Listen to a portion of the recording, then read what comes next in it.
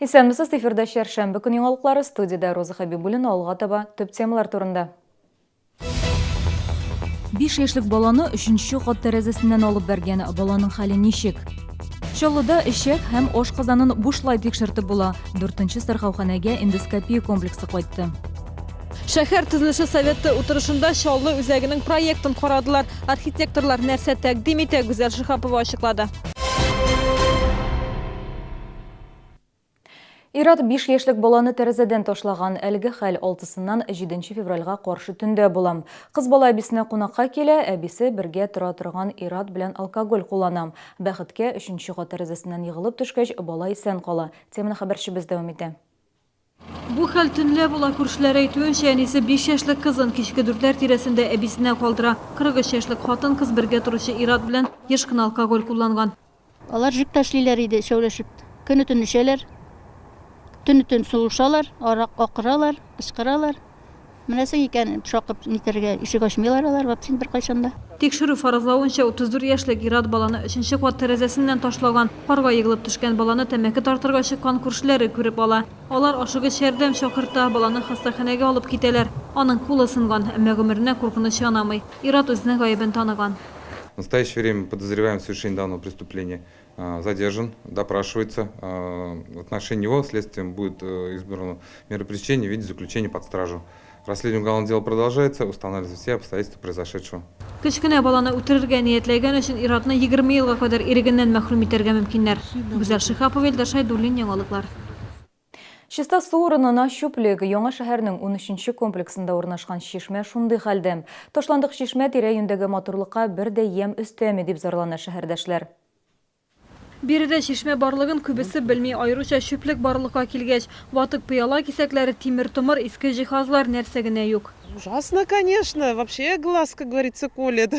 Было бы красиво, зеленый, хороший газон, скверик какой-нибудь. С ребятишками частенько прохожу. Туда даже страшно заглядывать, что там. 13-нче комплекста чишмә совет заманыннан бирле тора, берничә ел элек суны япканнар. Шуннан соң бина ташландыкка әйләнгән. Чиста чишмә проекты активистлары бу чишмәне үз канат астына алырга булды. Весной прошлого года проходила акция по очистке родников. И все известные родники, популярные в городе, были очищены школьниками, общественниками. Вот, так как нашелся еще один родник в 13-м комплексе, про который мы не знаем, то мы будем рады оказать содействие в его очистке. Волонтерлар бары тик чүп чарны гына чистарталар, шуңа күрә шәһәрдәшләр чишмәнең фотосын халык контроле сайтына куйган. Аларга бу территорияны тәртипкә китерәбез дип җавап биргәннәр.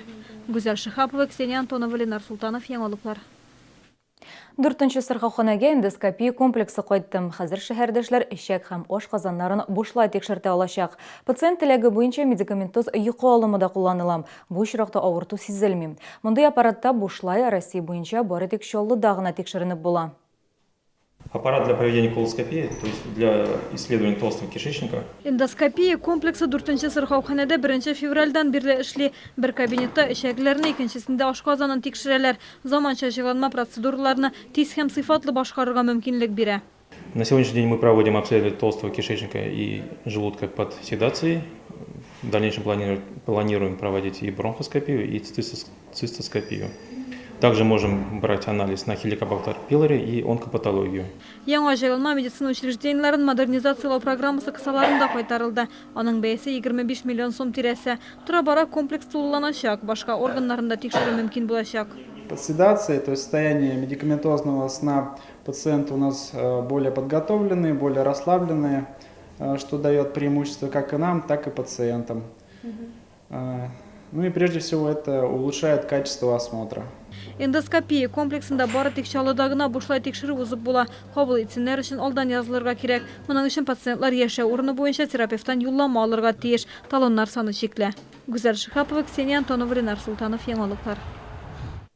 Шәһәр төзелеше советы утырышында Чаллы үзәгенең проектын карадылар. Мәгълүм булганча, безнең шәһәрдә үзәк дип аталучы урыны юк. Генераль план буенча әлеге урын 19-нчы комплекста булырга тиеш. Архитекторлар шәһәр үзәген ничек күзаллый, утырышта безнең хәбәрчебез булып кайтты. 19-нчы комплекс Тынычлык һәм Сөембикә проспектлар арасында урнашкан, транспорт шелтәре белән тәэмин ителгән. Әмма бу урынны шәһәрнең үзәге дип атап булмый. 19-нчы комплексны төзекләндерү проекты авторы Александр Дембич бирде турак йортлар азрак, ялый турыннары күбрәк булырга тиеш дип саный. Sunrise City турак комплексы төзелә, талант төзелеш компаниясе да эшләрне башлады. Моннан тыш архитектор 38 катлы биек йорт төзергә тәкъдим итә. Ул үзәкне билгеләп торачак. Машина кую урыннарын булдыру проблемасында шишу юлын тапканнар. Комплекста күп катлы парковкалар булдырырга тәкъдим итәләр. КамАЗ-мастер урамындагы күперләрне сүрсәләр 700-гә якын машина урыны булдырырга мөмкин. И мы предлагаем, что надо как бы их просто-напросто разобрать, эти переходы, не все, а вот их, так сказать, части, и на этом месте построить трехэтажные паркинги на эти как бы площадки прямо.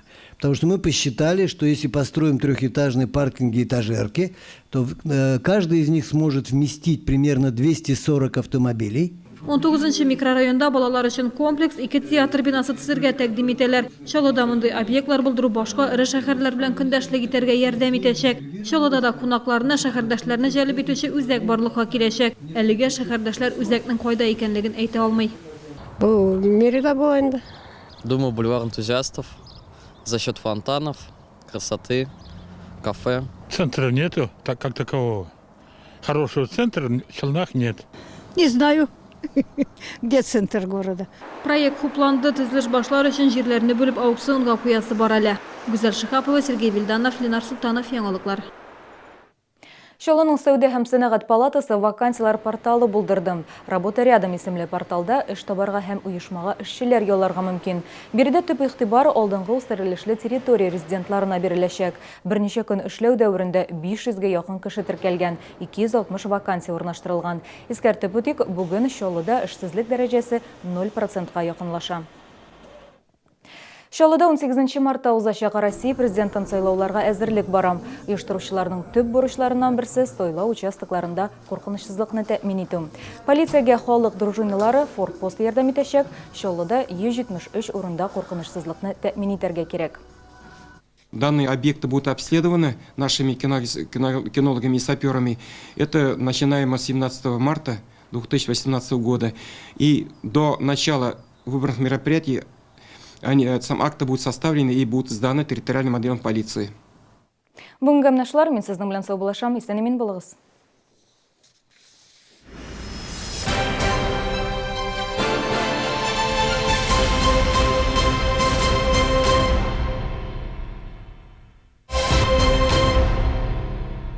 Кредит без первого взноса и переплат в корпорации Центры Селдом. Ультра HD телевизор LG всего за 1375 рублей в месяц. Корпорация Центры Селдом. Все как для своих. Охранно-пожарная сигнализация и видеонаблюдение, система оповещения и пожаротушения, противопожарное оборудование. Пош-сервис, Московский проспект 160А, 52 комплекс. Телефон 911-611.